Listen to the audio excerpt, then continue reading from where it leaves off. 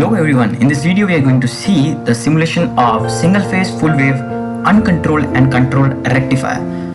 Basically the function of rectifier is to convert the AC into the DC quantity.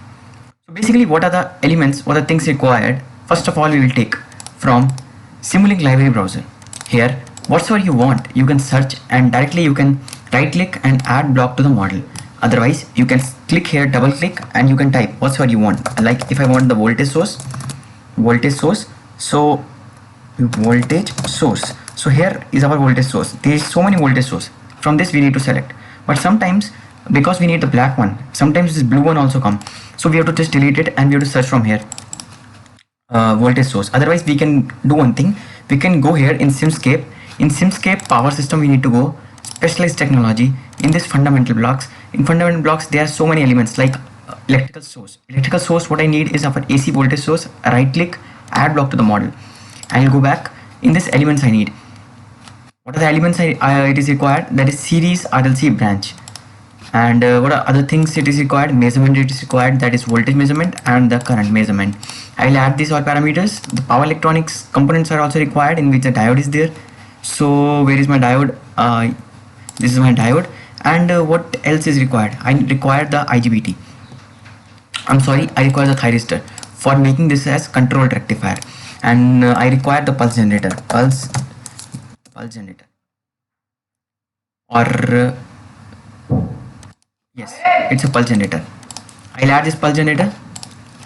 So I'll just segregate it, I'll just make it inside. Okay, yeah, I have done. Now this is my AC voltage source. What I will do with my AC voltage source is, first of all I will make this diode like this. See, one diode, it's my second diode, another one is third one, and this is my fourth one. And this I will delete, and here I will just remove the measurement ports which is given because it's not required. I forget one thing, we need the scope also. So I'll just double click here, I'll do scope, and I will add the scopes.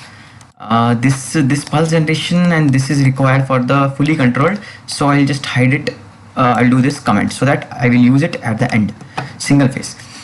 So what I will do is I will just now connect these ports, this one and this one is my 2, this is my second, and this is my third and fourth. Fine. Now what I will do is I'll connect this here and this one to the second branch. Okay, fine. This is uncontrolled and I need the AC voltage source, which is 230 into root 2, that is into 1.414.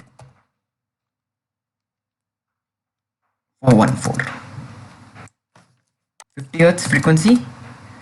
Now this is perfectly set this side. Okay, I'll reduce its size, and here I need my current measurement so that I can measure my current which is coming out, that is of 1 minute. Yes, what is the DC current I can measure? Yes, now it's fine. So this is my current measurement block, this current measurement, and here is my element, that is my branch, that is I will select this R 10 ohms I will take. Let's make this positive upside and negative downstairs, and I will just join it. Yes, I've joined. Now I'll connect the voltage measurement block. This is my voltage measurement which will measure the voltage coming across the load, and here is my scope. I will double click my scope so that I can make this 3 ports instead of 1. I'll make this as 3 ports. I'll just click OK, select here to make the graphs, that is 3. I want one below the other, so I'll just make this big so that I can connect it properly. Here is my output, here I will connect my input. Oh, I forgot to add this voltage measurement block in the source side, so I'll connect this on the source side also. Let's make this little smaller, and here like this I'll make a little zoom so that I can connect this properly. So it's connected properly. I'll just connect this branch to the input, and third one I will keep for the current. Now I'll click here on the left hand side, there is third, so that it can adjust the screen properly. So yes, it's adjusted the screen properly, it's visible. Now what I have to do is I have adjusted everything. What else is remaining? Nothing. I'll just run the simulation and I'll just make it 2, and I can see the single phase uncontrolled rectifier. Yes, I forgot the power GUI. Without power GUI it's not working now, so power GUI is required. I can make this model configuration parameters. I will change this parameter value to discrete, and 5e minus 3, I will just make it discrete. Yes, it's discrete. 50 minus 6, that is also fine, and I'll operate this and we will see the waveform on the scope. Yes, so when we will see the waveform, it's not visible, so we'll zoom it a little bit. So this is my sine wave, which is my input. Okay, this is my input and this is my output. See the output in half wave, uncontrolled, in full. See, sine wave is coming full, like in positive half we are getting this. We'll zoom it a little bit more. Yes, see, this is my positive half of the sine wave in the input side. This is coming here and this will become opposite, reverse in the output side. How? See, if I name this as diode 1, I'll make this as diode 1, and 1 minute. See, this is my diode 1 and this is my diode 4, and this is my diode 3 and diode 2. So what we can conclude from here, 1 minute, it is gone. So during positive half cycle, during positive half cycle, diode D1 and D4 conducts, and during negative half cycle, diode D3, D2 and D3 conducts. This and this conduct. So in positive, how conduction begins, it will start from here, it will go here, it will conduct to the load, and this one, diode 4. During negative half cycle, what will happen is this and this will conduct. So we are getting positive as well as negative in case of uncontrolled rectifier. Okay, in this we cannot control our firing pulse. Now what is required is, I want to control my firing pulse. I want to control the output and input. I want to control my output. So for that I need, instead of diode, I will replace that with my thyristor. So in this we have replaced all the diodes with our thyristors. 1, 2, 3 and 4 thyristors we have replaced. Now what we have to do is, the pulse generator which we have connected, what we are doing this pulse generation, we have to feed our amplitude 1, period 0.02, pulse width 5, and how much phase angle delay we want. Like in this, I want my phase angle delay to be 30 degrees. So phase angle delay, I know in angle, we need to convert it in seconds. So for one time period like 50 Hz, it's 0.02, and our total cycle is of 360 degrees. So what I need to do in this is 30 into 0.02 divided by 360 I need to do for calculation of seconds. That is for 30 degrees phase delay. So I know that if my AC side first positive half cycle will conduct, so this thyristor 1 and thyristor 4 will conduct, and during negative cycle thyristor 3 and thyristor 4 will, thyristor 2 will conduct. So what I have to do with this is, pulse generation 1 should be same as the pulse generation of this thyristor 4, because both has to conduct together, and pulses for this thyristor 2 and 3 should be same because these two has to conduct together during negative half cycle. So what I have to given in this is, I have given for thyristor 1 as 30 degrees. Now I have to conduct this after 180 degrees, means 180 plus 30, that is equal to 210. 210 into 0.02 divided by 360, that is a time period for the conduction of this thyristor 2 and thyristor 3. As you can see, both the time periods are same, that is 210 angle.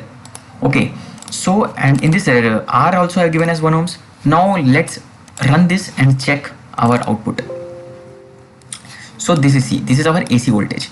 If you see about one pulse, that's up to here, it start conducting after 30 degrees and it conducts up to that point, like up to zero crossing, and after zero crossing again 30 degree delay will come, and then thyristor 2 and thyristor 3 will start conducting. And similar way R load, so current waveform will also be same as that of voltage. Now if you want to see the pulses also, we can connect this. So let's try one thing. We will make this as RL load instead of R, and we'll make this as 1E minus 3. Okay, let's make this as 1E minus 3 and let's see what will happen. Okay, so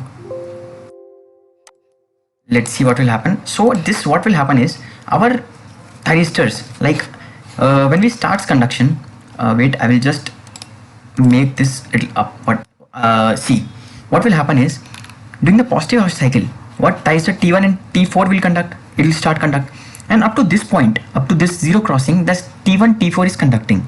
And what will happen, due to the inductor which is connected at the load side, it already has some energy. So we know the property of inductor, it doesn't allow sudden change in current. So at this point current is not zero, so it will try to conduct the current in the same direction, whereas voltage becomes zero. Like what will happen, I will explain in this. See, this is my voltage source. This thyristor and T1 and T4 will conduct, and it will go in this path. See, you can see this one and this one, it will flow from this one and then this one, and then thyristor 4. Like this way it will follow the path, and during this path our inductor will store some energy in the positive. See, here positive will come on this side and here negative will come.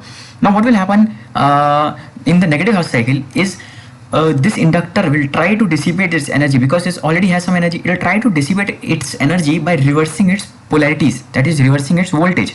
So we can see in this that it reverses its polarity. See, it reverses its polarity of voltage, but the current is in the same direction. Like this way, it's a fully controlled full wave rectifier. We have completed our single phase, half wave, single phase, full wave. Thank you for watching this video.